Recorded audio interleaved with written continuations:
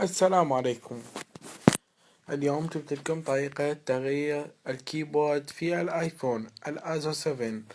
الطريقة من قبل المهندس صادق المسوي عاشق أبل. هسه راح نجي نفوت على الأبل ستور ونبحث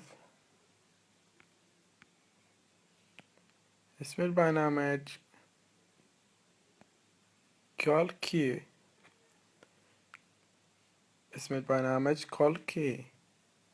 نجي نضغط على كول كي. اكو نسختين، نسخة مدفوعة مجانا ونسخة مدفوعة بفلوس 99 دولار.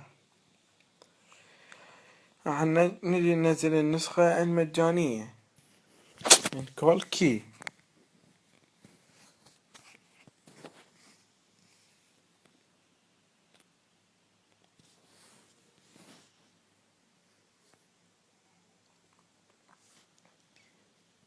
كول كي متوافقة مع الآزو 7 والآزو 8.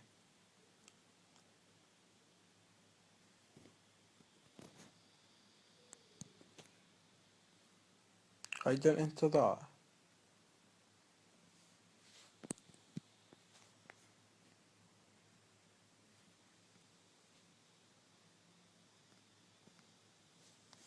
كول كي كول كي كول كي في كول كيز. ندخل على كول كي في التحميل.